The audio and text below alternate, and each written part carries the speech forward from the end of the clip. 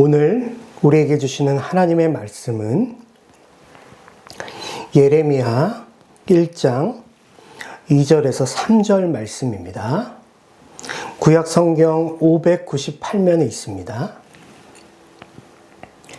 아몬의 아들 유다 왕 요시야가 다스린 지 13년에 여호와의 말씀이 예레미야에게 임하였고, 요시야의 아들 유다의 왕 여호야김 시대부터 요시야의 아들 유다의 왕 시드기야의 11년 말까지 곧 5월에 예루살렘이 사로잡혀 가기까지 임하니라. 아멘.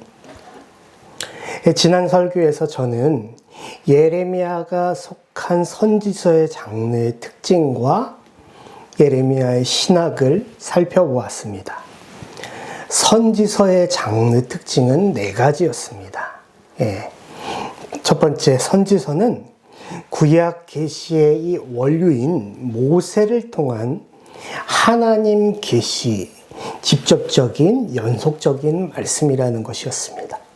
두 번째, 선지서의 특징은 선지서에서 나오는 예언은 하나님 나라 역사 안에서 하도록 하기 위해서. 그래서 미래 예언보다 중요한 것이 뭐라 그랬죠?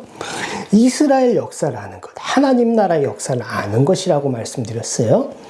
거기에 선지서의 특징 세 번째는, 선지서는 포로기, 포로후기, 소망의 시대죠. 성령의 시대까지 하나님 나라를 조망하고 있기 때문에 중요하다고 말씀드렸어요.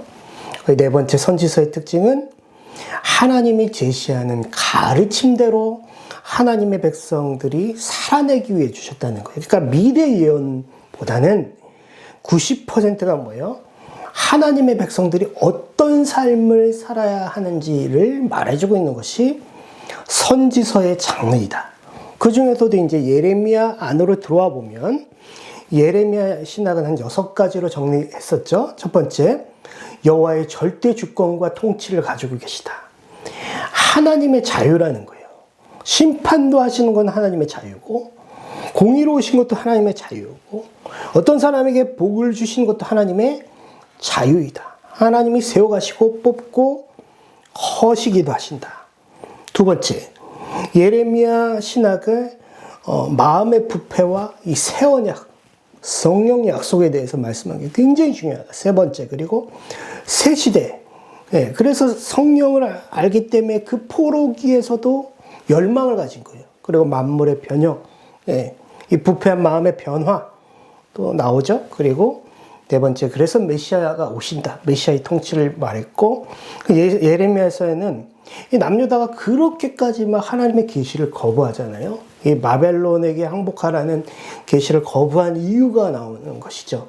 그들이 옛 제도, 옛 신학, 옛 언약들에 너무 막 얽매여가지고 살아계신 하나님을 보지 못했다. 그리고 마지막 6째는 역시 바벨론도 멸망하실 거고, 이스라엘이 남유다가 의지했던 애굽이나 뭐 바벨론이나 아수르나 다 하나님께 멸망할 것이고, 특별히 이 보복하시는 거죠. 바벨론을 보복하시는 이스라엘의 남유다의 대적, 그런 것들이 하나님의 백성들의 신원이 나왔다 하는 것을 봤습니다.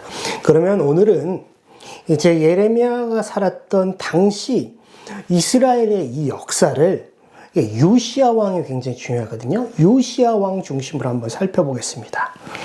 여러분, 이렇게 하는 이유는 선지서를 이해하려면 어떤 성경도 마찬가지지만 그 선지자가 메시지를 선포했던 시대의 역사적인 상황을 고려해야 되는 거예요. 그래서 오늘은 예레미야 그 시대, 특별히 요시야 왕 시대를 한번 보는 거예요. 여러분, 예레미야가 살았던 시대는 지금 중동에서 이제 막 전쟁이 일어나고 있는데, 오늘날과 같이 고대 근동 지역에 전쟁이 많이 있었습니다. 그때도 지금처럼 막 급변하는, 정세가 급변하는 심한 때였어요. 그래서 책에 기록된 메시지의 상당 부분이 당시 국제 정세와 남유다의 이 국제 정황과 이 맞아떨어진 연관성이 굉장히 연관이 있습니다. 예, 근동의 정세는 한 200년 정도, 기원전 한 400년에서 612년까지가 이제 아수르가 한 200년 정도를 최고의 패권국이었거든요. 아수르란 나라가. 그 근동 지역을 호령해 오던 대제국이었던 이 아수르가 세력이 급격하게 약화되는 시기였습니다. 예. 예레미야가 살고 이제 그 나타났던 시기를 말하는 거예요.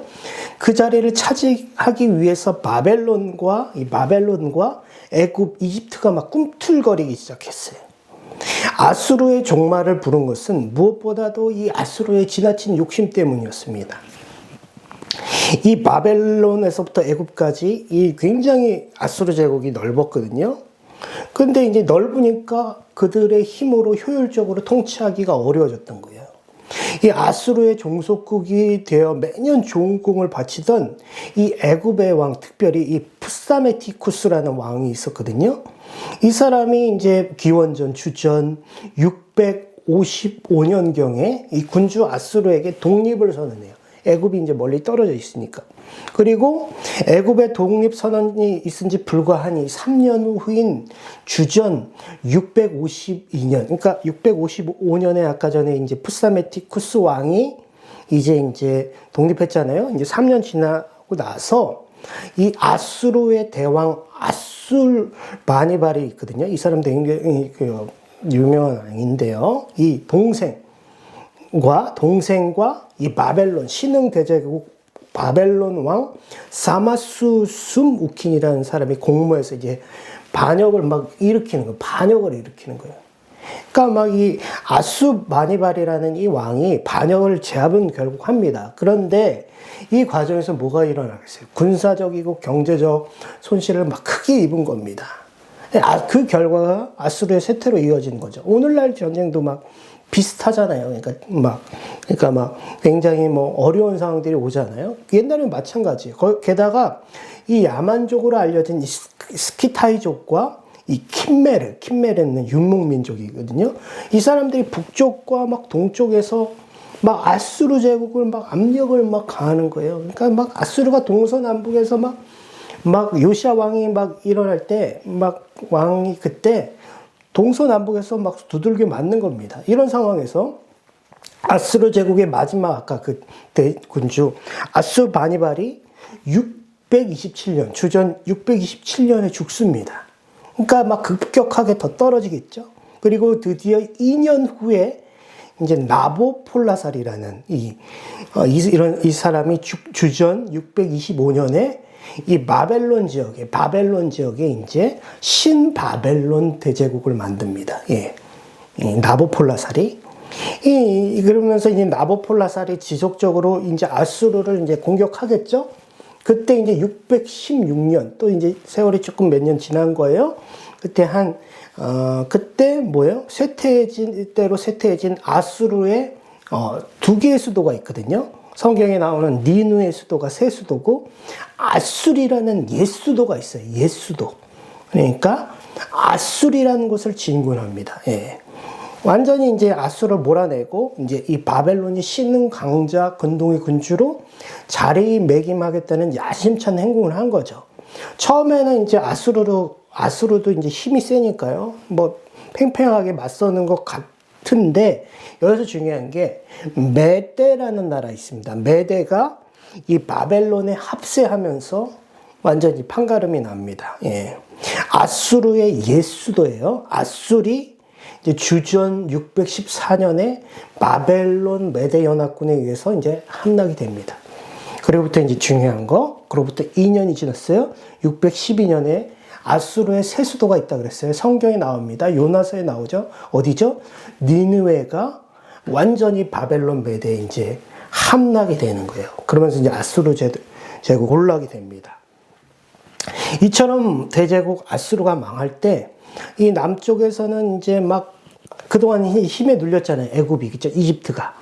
전혀 실력을 과시하지 못했던 애굽이 실력을 키우기 시작했어요. 이제 푸사메티쿠스가 아까 전에 독립했다 그랬어요. 그 후계자가 느고라는 사람이에요. 성경에 나와요. 느고.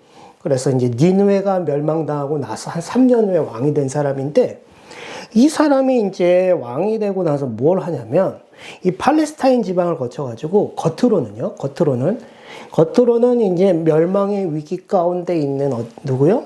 아수르 패잔병들 있잖아요. 패잔병들을 돕는다는 명분이에요. 근데 속으로는 뭐겠어요? 속으로는 아수르 제국 이 서부 쪽에 거점 도시인 갈그미스라는 곳이 있어요. 갈그미스. 거기를 이제 정복해가지고, 이제 지금 바벨론이 이제 올라오고 있으니까, 거기를 이제 정복을 먼저 해가지고, 자기가 이제 바벨론보다는 위에 있겠다 하는 생각으로 주전 609년에 이제 애굽왕 느고가 갈그미스로 대군을 끌고 출동합니다. 그게 이제 성경 역대하 35장 20절이거든요. 하반절이거든요. 제가 읽어보겠습니다. 애굽왕 느고가 유브라다의 강가에 갈그미스를 치러 올라왔으므로, 근데 누가 방비를 하는 거예요? 이때 요시야가 나가서 방비하는 거예요. 예. 애굽왕 여러분, 느고가 이제 가나안 지방에 올라가는 거잖아요. 지금 올라가는데요. 어떻게 해요? 이 가나안 지방이 어디냐면, 무깃도라는 지역입니다. 무깃도. 예. 여호수아가 므낫세 지파에게 분배한 땅이고, 드보라와 바락이 가나안 왕들을 물리친 곳이고, 남유다 여섯 번째 왕 아시아가 예후를 피해 도망가다 죽은 곳이고, 이 무깃도라는 이 평야가 굉장히 중요한데요. 요한계시록에서 마지막 날 하나님의 백성과 모든 악의 세력이 최후의 결전을 벌인 전장으로 소개되는 곳이 아마겟돈이라고도 불리고 무깃도예요. 여기가 가나안 지방. 그러니까 이제 느고가 올라가는데, 여기에서 딱 이제 만난 거죠. 느고하고 누가 만난 거예요? 요시야가 만났어요. 요시야. 예, 요시야가 딱 만난 거예요. 예. 바로 이 남유다의 16번째 왕. 평생을 여호와 종교에 개혁하는 일에 바친 선한 왕이라고 평가받는 이 요시야가 딱 막은 거예요. 느고가 말합니다. 애굽왕 느고가 말하는 거예요. 자신이 여호와의 부름을 받고 출동하는 중이라며 길을 비키기를 요구해요. 느고가 올라가면서.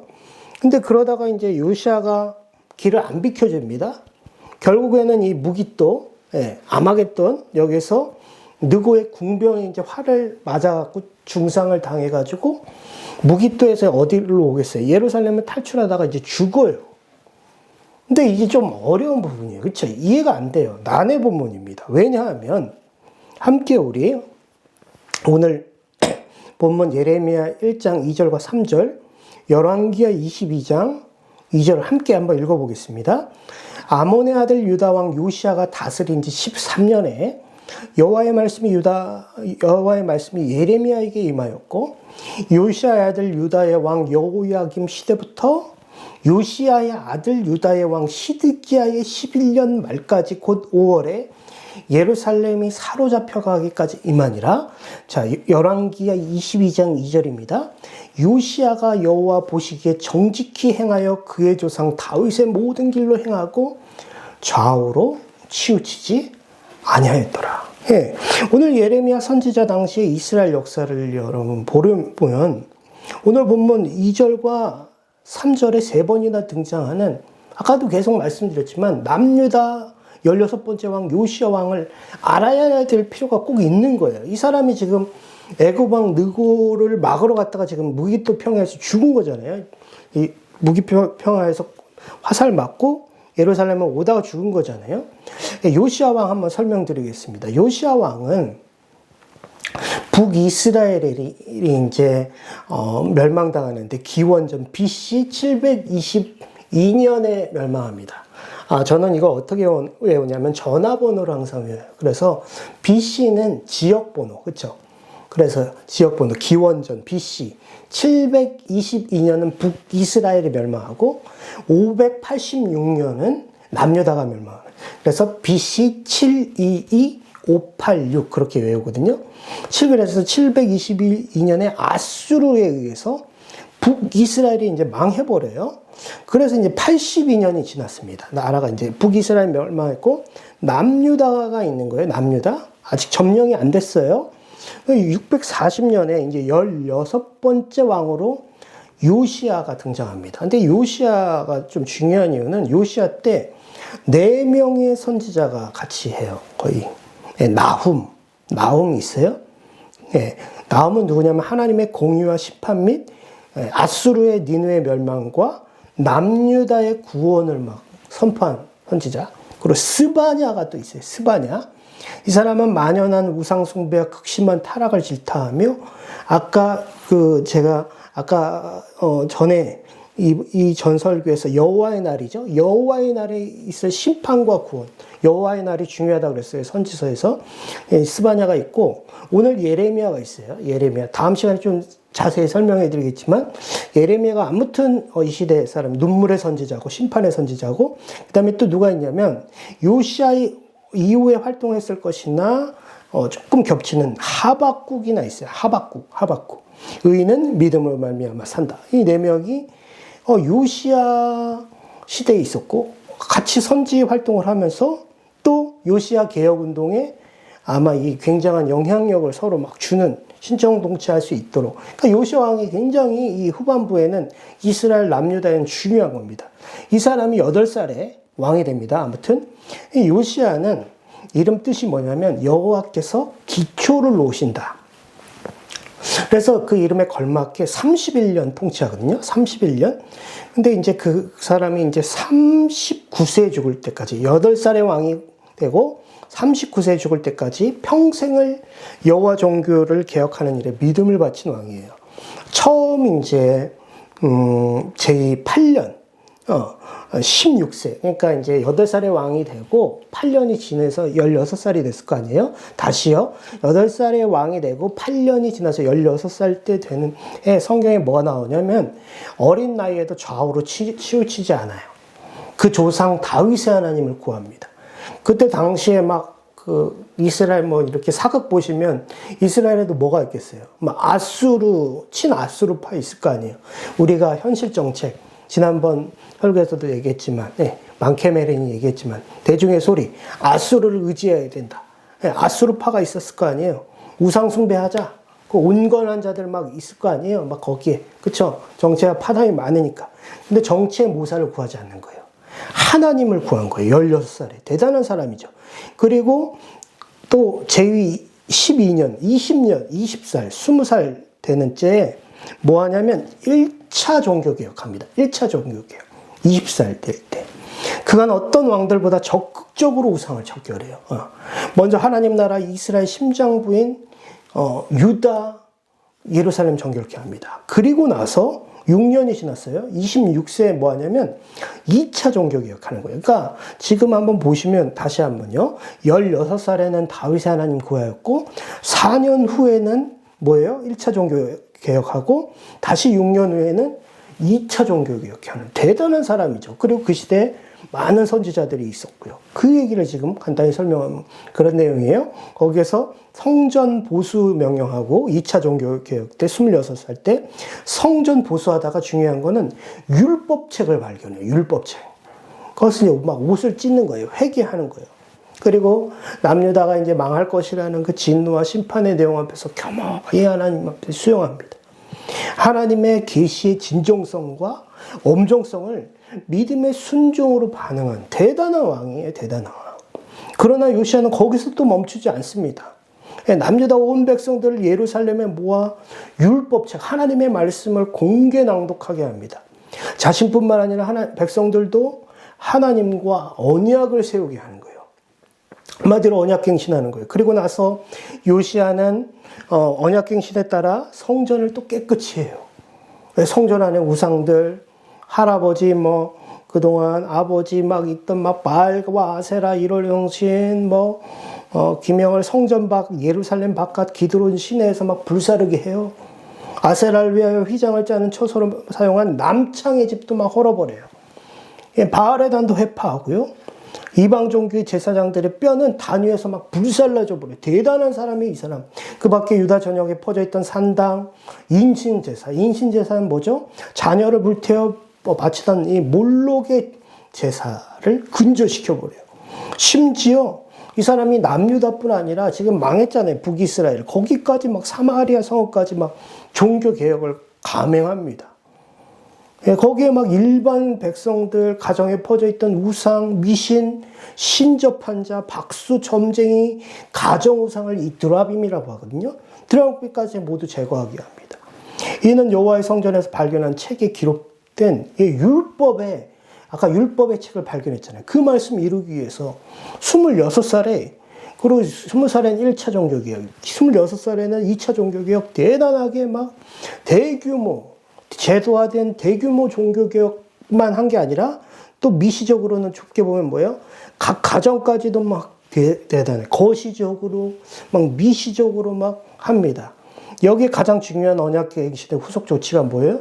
유월절까지 지키게 합니다. 유월절이요. 제가 이제 열왕기하 23장 22절에서 23절인데요. 우리 같이 한번 읽어볼까요?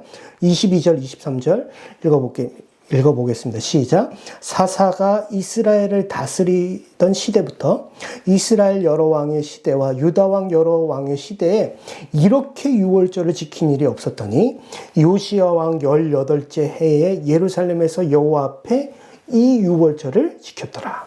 아멘. 요시야가 행한 유월절은 이 남유다와 베냐민 지파만이 아니라 어디예요? 북이스라엘에 속하였던 나머지 10지파까지도 모두 참여했어요. 역대하 35장 18절에 나옵니다. 또한 이 유월절은 여느 유월절과 달리 모세 율법서의 규례대로 엄격하게 지켰다는 점에서 여호와 보시기에 합당했어요. 실제로 남유다 13대 왕, 우리가 좀 잘 알고 있는 이 히스기야 아시죠? 히스기야 때도 유월절을 지켰습니다, 여러분. 근데 율법의 규정대로 온전히 지키지 못했어요. 역대하 35장 13절에서 27절에서 나오거든요. 예컨대 어떤 상황이 이제 비교가 되냐면 히스기야와 13대 왕 히스기야와 16대 왕 요시야 때 비교하는 거예요. 한 해의 첫 달에 드렸어야 돼요, 율법에는. 근데 히스기야 때는 미처 자신들을 정결하지 못한 거예요. 그래서 백성들이 또 예루살렘에 모이지 않았기 때문에 둘째 달에 드려요. 예. 완전치 못하죠. 여기에 율법에 규정된 정결 의식을 행하지 않고 유월절 음식을 먹었어요. 예. 역대하 30장 2절과 3절에 나오거든요. 요시야의 유월절 의식과는 사뭇 다른 거예요. 이처럼 부끄럽지만 율법의 규정보다는 풍습, 당시 사정을 고려한 유월절 준수는 히스기야 때만 그런 게 아니라 사사시대부터 이스라엘 전 역사에 지금 걸쳐 왔습니다. 이어져 왔어요. 그런 의미에서 요시야 26살 때, 그쵸? 범국가적이면 제2차 종교개혁 때 범국가적이면서도 철저한 유월절 준수는 이스라엘 역사에 큰 의미를 지닌 사건으로 여러분 볼 수 있는 거예요. 그래서 요시야에 대한 성경의 최종 평가가 무엇이죠? 열왕기하 23장 25절 우리 같이 읽겠습니다. 시작. 요시야와 같이 마음을 다하여 뜻을 다하며 힘을 다하여 모세의 율법을 따라 모세의 모든 율법을 따라 여호와께로 돌이킨 왕은 요시야 전에도 없었고 후에도 그와 같은 자가 없었더라. 아멘. 그런데 이제 아까의 그 질문 다시 돌아가 보는 거죠. 이 경건한 왕 요시야가 왜 굳이 이 애굽 왕 느고의 여러분 진군을 막았을까요? 무기토 평지에서 왜 막았다고 생각이 드세요?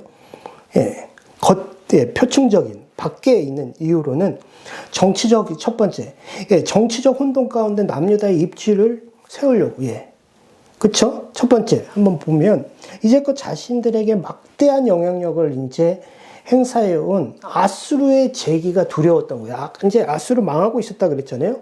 근데 외형상 아까 느고의 군대가 지금 쇠퇴한 아수르의 패잔병 도로 지금 갈그미스로 간다 그랬잖아요.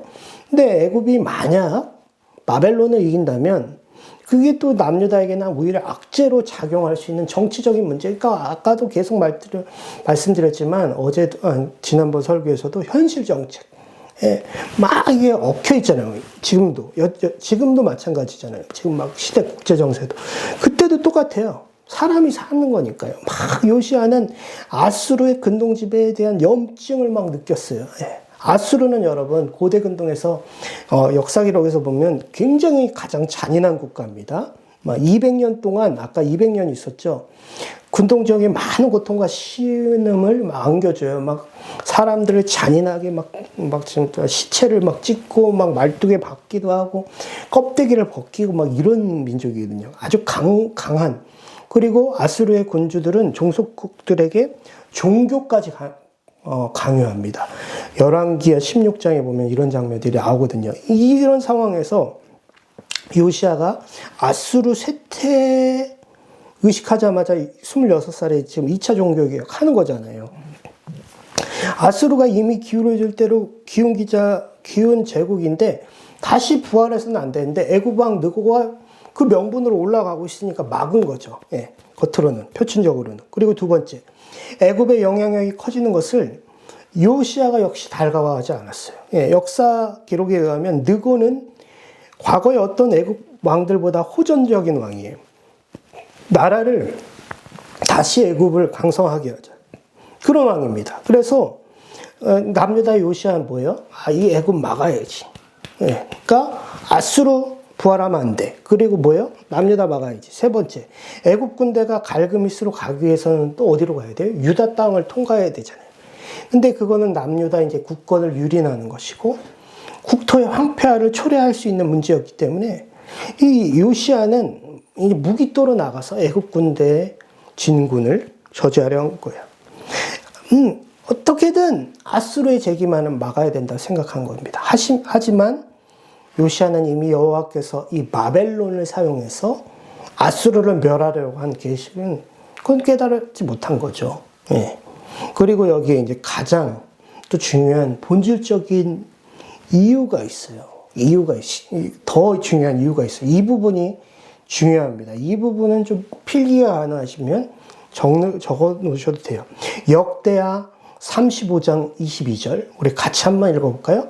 역대하 35장 22절입니다. 요시아가 몸을 돌이켜 떠나기를 싫어하고 오히려 변장하고 그와 싸우고자 하여 하나님의 입에서 나온 느고의 말을 듣지 아니하고 무기또 골짜기에 이르러 싸울 때.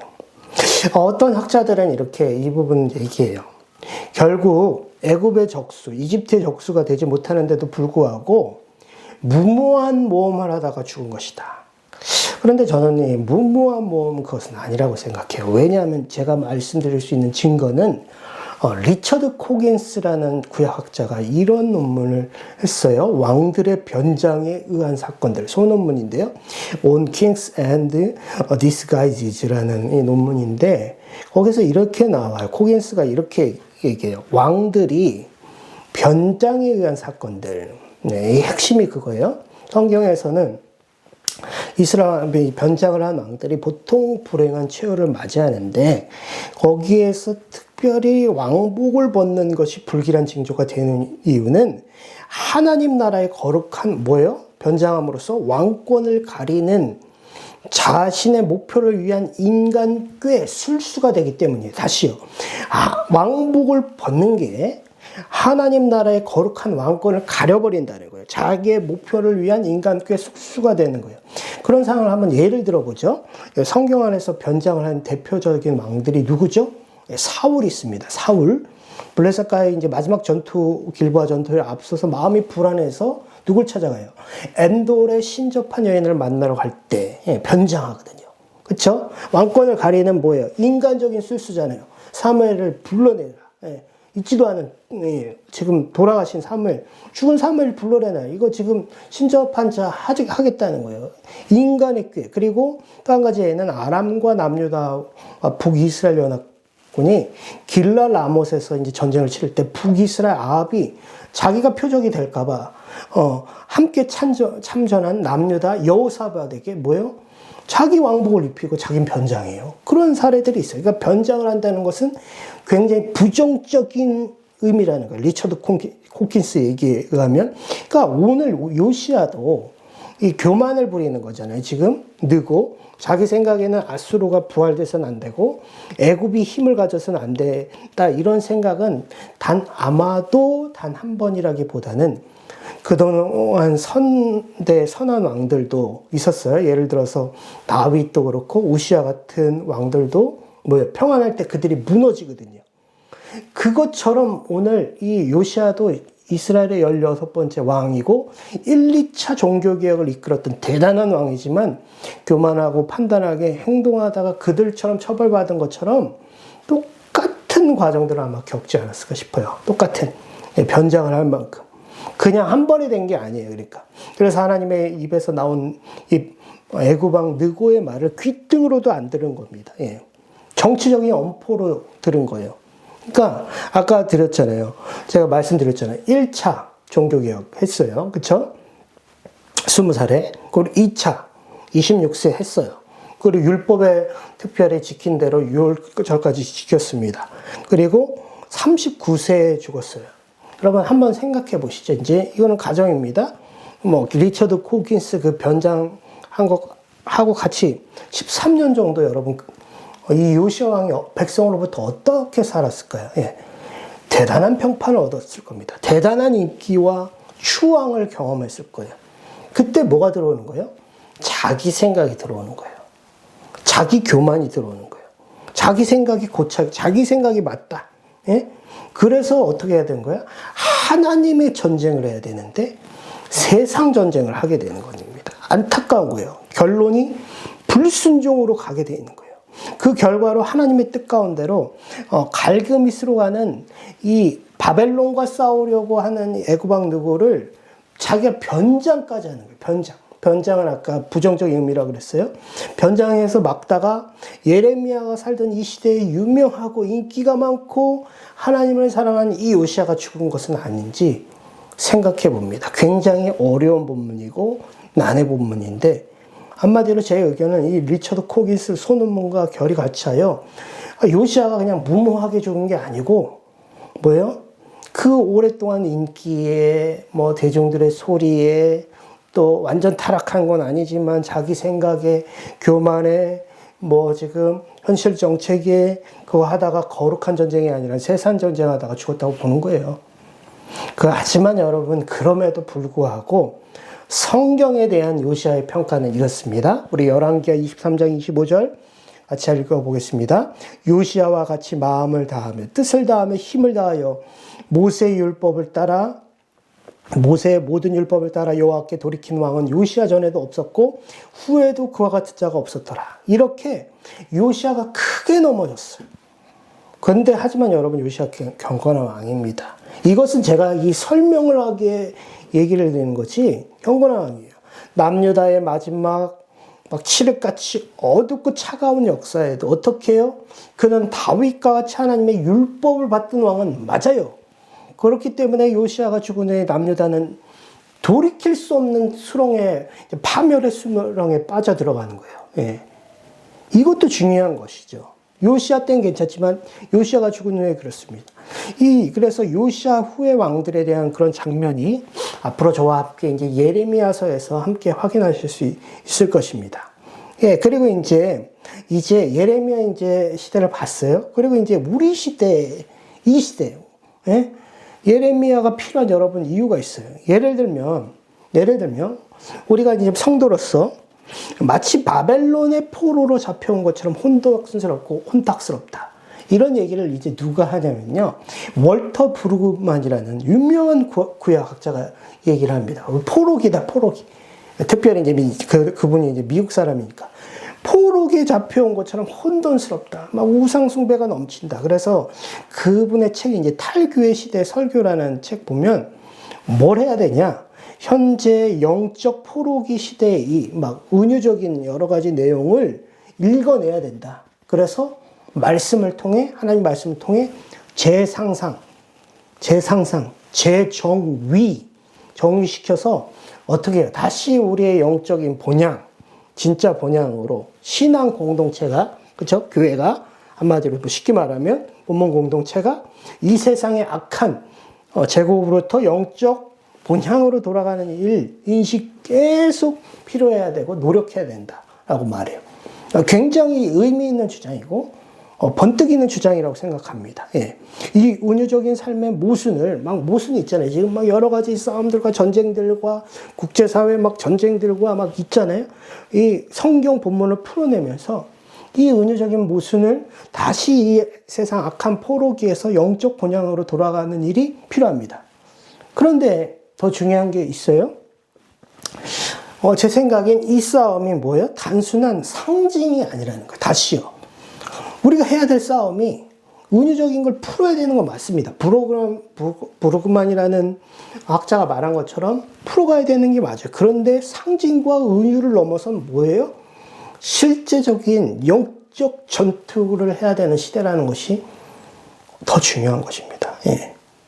무너져 갈 것 같은 지금 세상에 막 전쟁이 많잖아요. 그럼 무너져 내릴 것 같은 위태한 한국교회를 바라보며 실제적인 영적 전투가 우리에겐 필요한 거예요. 그래서 에베소서 6장 12절에서 13절 말씀입니다. 우리 함께 읽겠습니다. 우리의 씨름은 혈과 육을 상대하는 것이 아니요 통치자들과 권세들과 이 어둠의 세상 주관자들과 하늘에 있는 악의 영들을 상대함이라. 그러므로 하나님의 전신갑주를 취하라.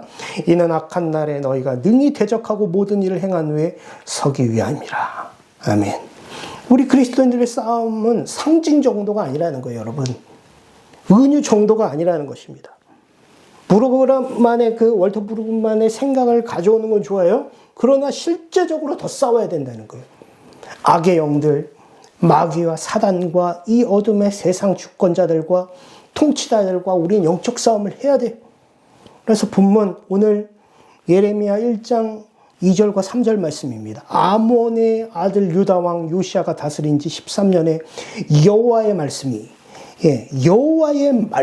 임하는 거예요. 예레미야에게. 3절 요시아의 아들 유다의 왕 여호야김 시대부터 요시아의 아들 유다의 왕 시드기야의 11년 말까지 곧 5월에 예루살렘에 사로잡혀가기까지 여호와의 말씀이 임한 것입니다. 하나님의 말씀, 다시 말하면 말씀이 아닌 건 아닌 겁니다, 여러분. 특히 사람들에게 미래를 조작하여 알려주고 인간 정신과 마음을 부추기는 아주 직관적인요.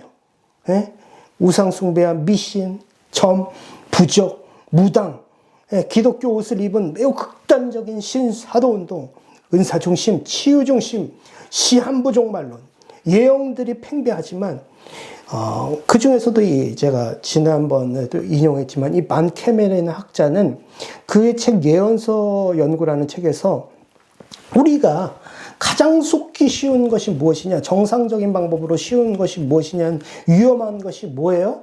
백성의 소리라는 거예요. 백성의 소리. 현실 정책.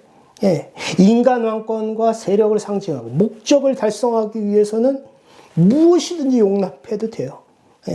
가장 쉽게 말해서 위험한 게 뭐예요? 백성이 좋아하는 것, 대중이 좋아하는 것, 많은 사람들이 좋아하는 것, 집단 욕망, 그 집단 영적 수준을 듣고 맞추는 겁니다. 강대상의 설교가 맞춰지는 거예요. 백성의 소리로 맞춰지는 거예요. 현실 정책으로 교회의 모든 정책이 내려가는 겁니다. 세상으로. 그러니까 오늘 이 시대에서 참 성도라면 여러분, 더더욱 하나님의 말씀 계시가 임한 것이 아닌 것, 말씀이 아닌 것을 여러분 따라가면 안 됩니다.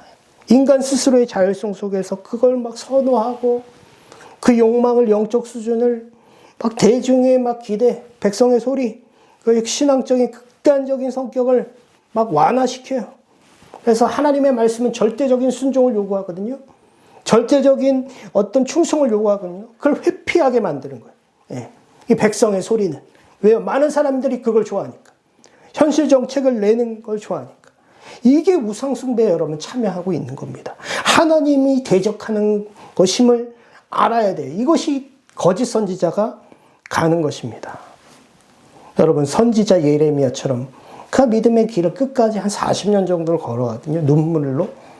우리도 그렇게 오롯이 길을 걸어갈 수 있어야 합니다. 성도 여러분, 디모데후서 4장 3절에서 5절 말씀까지 함께 같이 읽겠습니다. 때가 이르리니 사람이 바른 교훈을 받지 아니하며 귀가 가려워서 자기의 사욕을 따를 스승을 많이 두고 또 그 귀를 진리에서 돌이켜 허탄한 이야기를 따르리라. 그러나 너는 모든 일에 신중하여 고난을 받으며 전도자의 일을 하며 내 직무를 다하라. 바울이 말한 것처럼 말세의 진리를 사람들이 당연히 싫어하죠. 백성의 소리는 싫어해요. 진리를 싫어하게 돼 있어요. 백성의 소리와 현실 정책은 더 많은 거짓 선지자들을 양산해냅니다. 수많은 거짓 선지자는 하나님의 새 시대를 바라보게 하지 않습니다.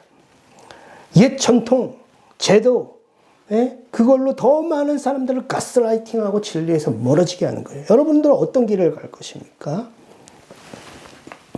그래서 이런 이유에서 종합해서 저는 설교를 오랫동안 공부하고 노력한 저는 성경의 많은 권들 중에서 유튜브 설교를 예레미야로 연속 강의를 시작하는 거예요.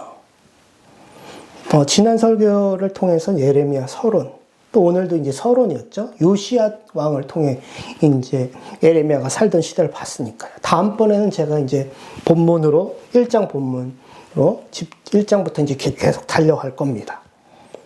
그렇습니다. 결론적으로 제가 예레미야 강의 설교하는 이유는 첫 번째 그겁니다. 현재 많은 설교 강단에서 선지서 설교가 전무해요, 여러분. 이 포스트 모더니즘 시대라고 그러거든요. 설교 강단이 편해졌어요. 값싼 싸구려 은혜를 좋아합니다. 훈련과 그리스도의 군사와 영적 전쟁이 싫은 거예요.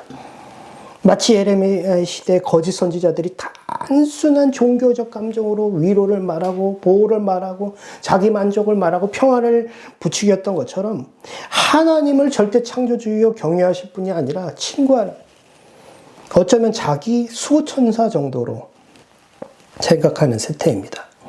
현대 설교 강단이 죄와 은혜에 대해서 무뎌지고 있습니다. 그리고 두 번째, 현대 설교 강단이 현실 정책, 만케메린이 말한 거죠. 백성의 소리에 깊이 침식되어 있어요. 현실 정책과 깊이 백성의 소리.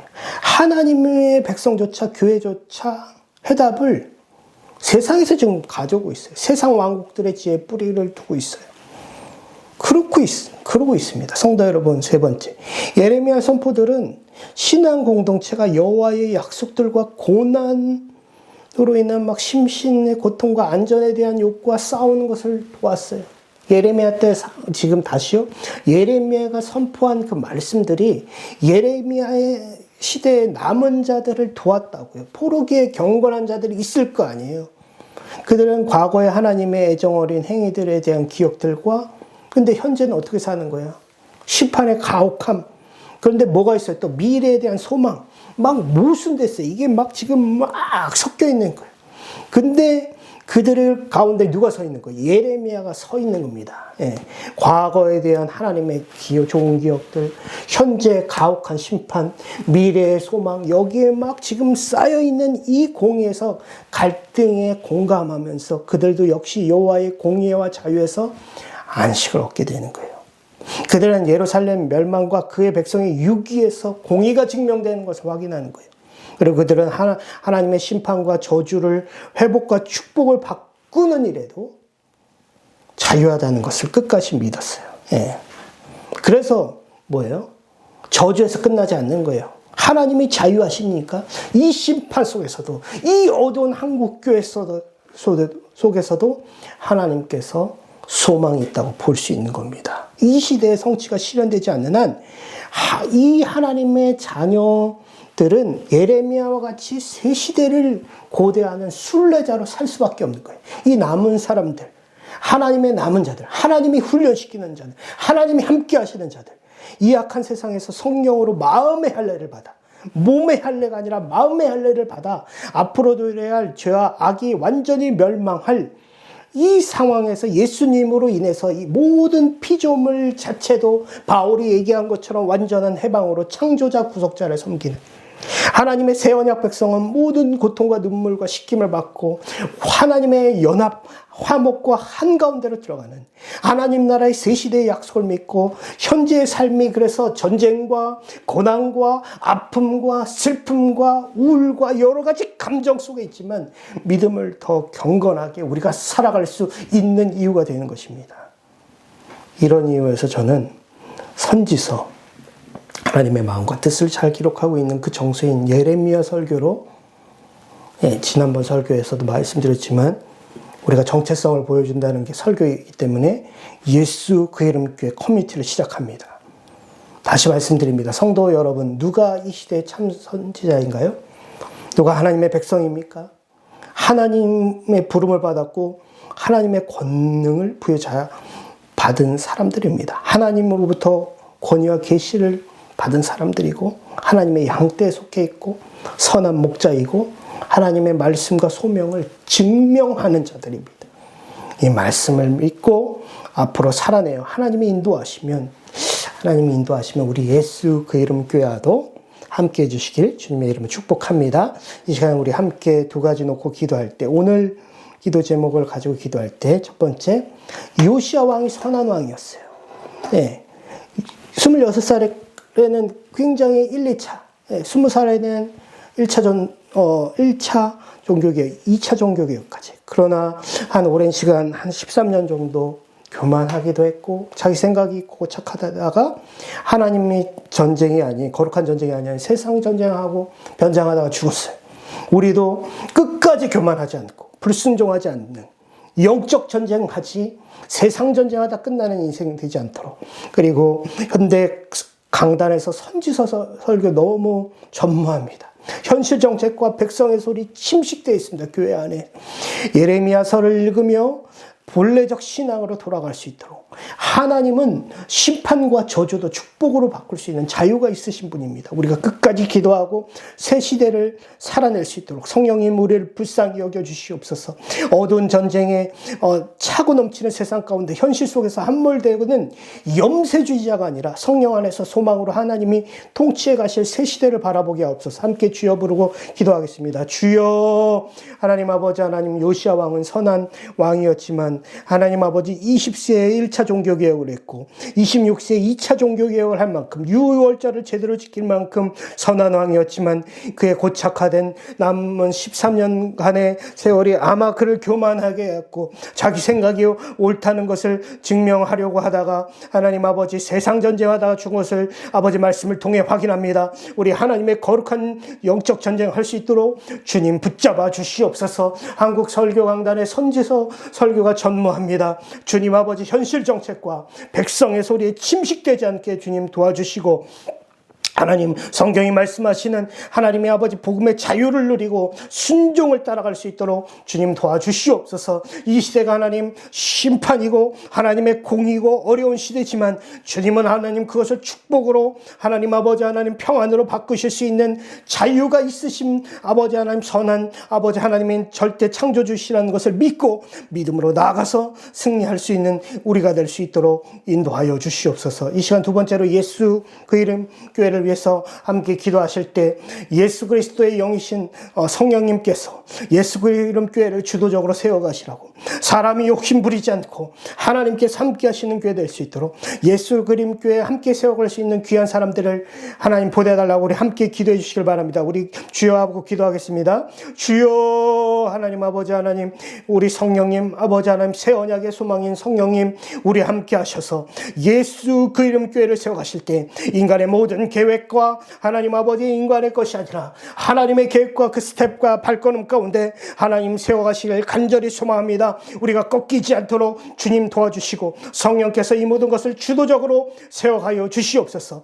예수 그 이름 교회를 함께 세워나갈 수 있는 사람을 보내주시기를 간절히 기도합니다. 하나님 도와주시고 역사하시고 보내주시고 인도하여 주시옵소서.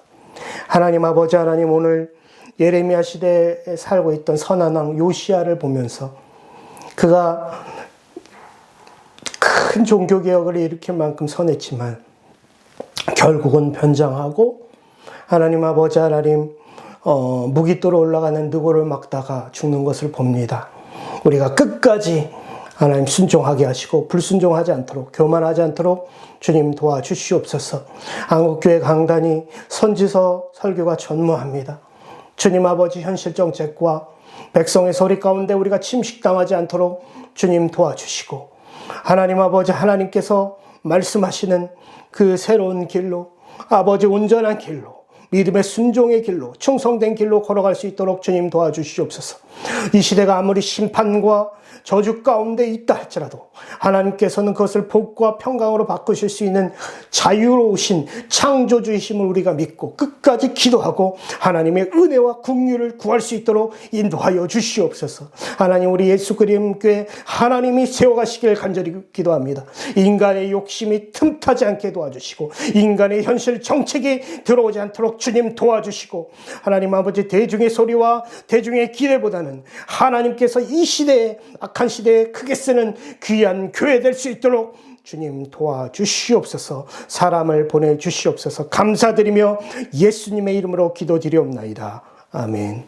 이제는 우리 주 예수 그리스도의 은혜와 하나님 아버지의 끝이 없는 사랑하심과 성령 하나님의 교통하심이 사회 전체적으로, 즉 밖으로는 선에 대한 절대 기준 준거 자체가 무너져 있고, 교회 안으로는 종교적 감정과 현실 정책과 백성의 소리에 침실된 이 현실 속에서도 예레미야 말씀을 통해 하나님의 임박한 심판과 공의 앞에서 온 삶을 성령 안에서 회개하고 분투하여 영적 싸움으로 성도의 책임을 다하기로 결단하여 새 시대를 고대하는 이 모든 귀한 하나님의 자녀들에게 이제부터 영원히 함께 있을지어다. 아멘.